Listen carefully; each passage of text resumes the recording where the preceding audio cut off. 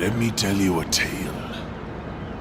A tale of the greatest pirate known to any man.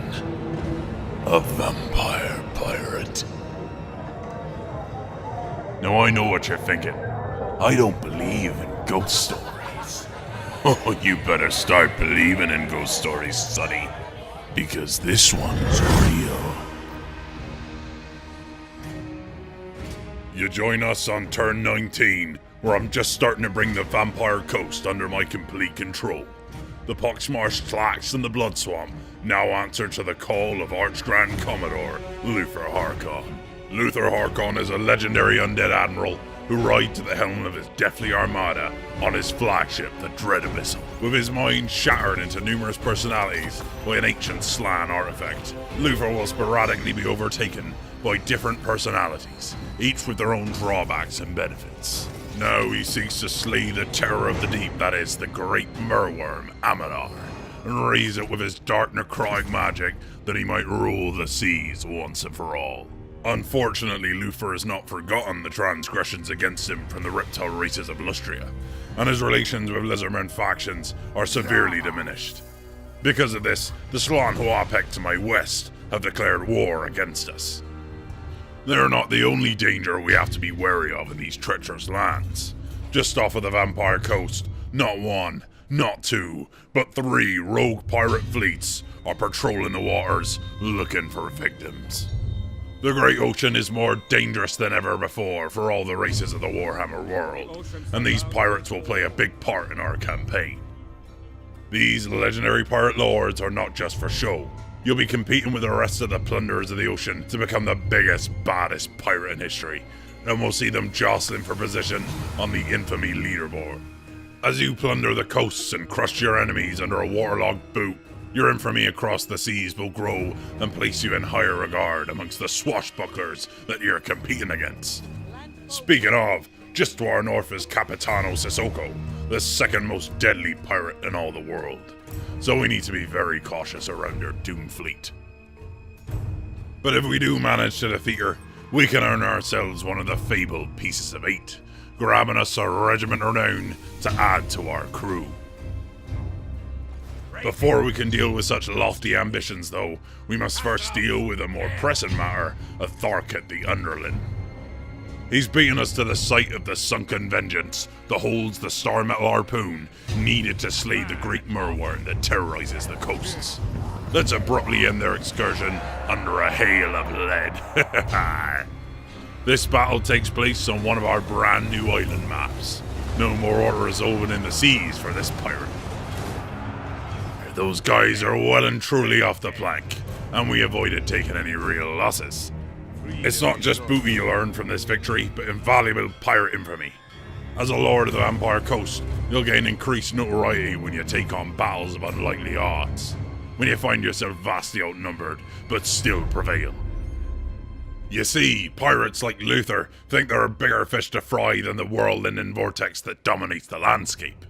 They are more interested in tooling up to tame the legendary merworm and harnessing it to dominate the oceans of the campaign map. By rising up to the top of the infamy ranks and challenging the 3 pirate lords that hold the secrets of the mythical sea shanties, you can imbue the star metal harpoon with their magic, forging a weapon capable of felling the mighty monster we hunt. Now that we've got the harpoon, we need to start gearing up for the buccaneering that lies ahead.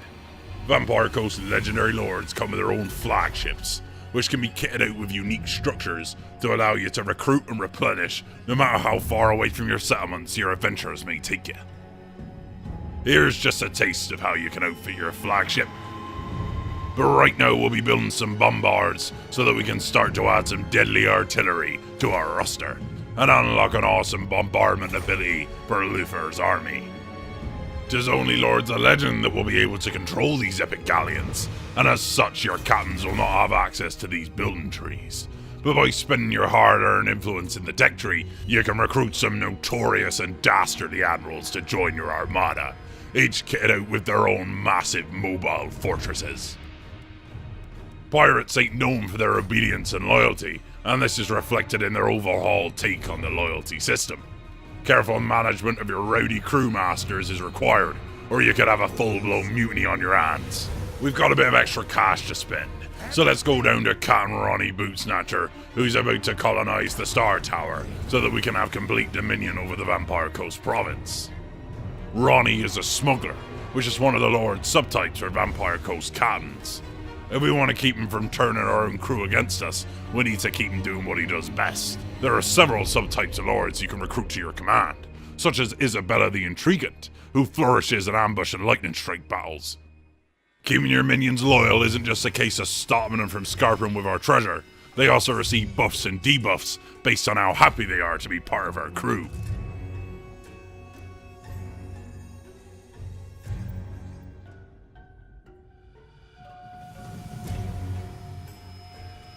Ten turns later and we've tracked down the 11th ranked pirate crew led by Greenskin Ashik the Bloody.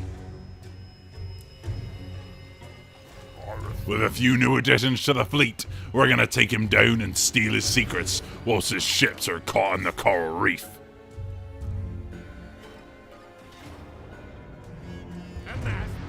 Yeah, see you later, Ashik, and thanks for the buoy. We've taken his Pearl of the Kraken Sea, allowing us to take control of the Tide of Skjold Regiment Renown. These boys have perfect vigor and never tire, making them the ultimate tar pit for our shambling gunnery line.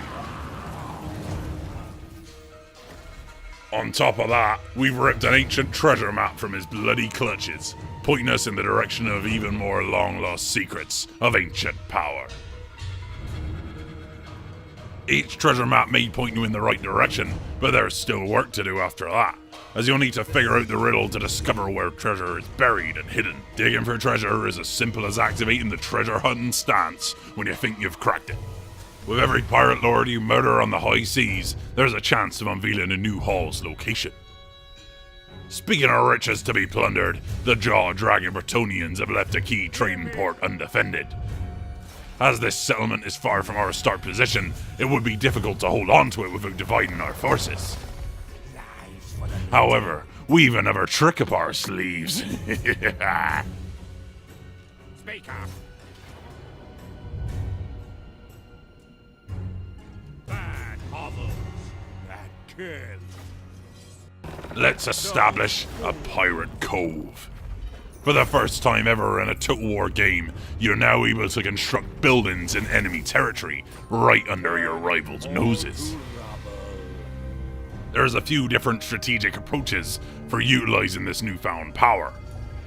My realm grows. The Pirate King holds. For example, we could establish a tavern here which would spread our vampiric corruption. But cash rules everything around me, so we're going to be building the Picaroon's Hideout, which will allow us to siphon 50% of the settlement's income right out of Kofar's coffers.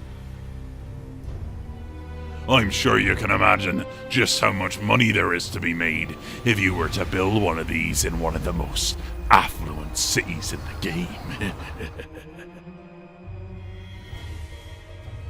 It's turn 41, and we've just completed a treasure hunt, solving its riddles which reveal the location of a massive haul of loot. We won't spoil the answer for you, but by completing our first hunt for booty, we now have access to the Curse of the Sea Mist Rite, which will envelop our territory in a dangerous mist, causing attrition to those who trespass.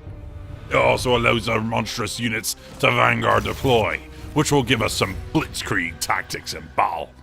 On top of that, Luther has reached level 12, which has given us access to the Big Mama, Queen Bess. A pilfered and modified Empire Hellhammer cannon, Queen Bess is the most explosive artillery in the game, and it's our secret weapon as we take on the seemingly impossible task of taking a slice of Lawford's income for ourselves. Right now, they're making over 1,500 gold per turn, and we're only just beginning the campaign. Imagine the gold we'll be siphoning away from those Ponzi elves when they're really up and running. Whilst Captain Ronnie is off hunting for gold, Luther has been raiding the high seas and amassing a deadly crew of monstrous units to join his gun line. No one's coming out of this one without scars, but most of us are dead anyway. Time for one big score to announce ourselves as the maddest set of bilge rats in the Great Ocean's Wars.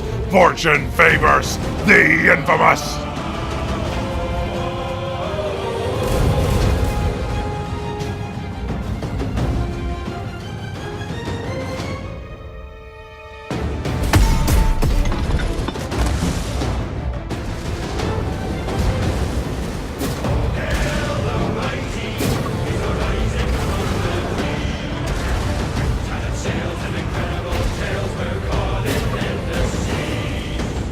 Curse of the Vampire.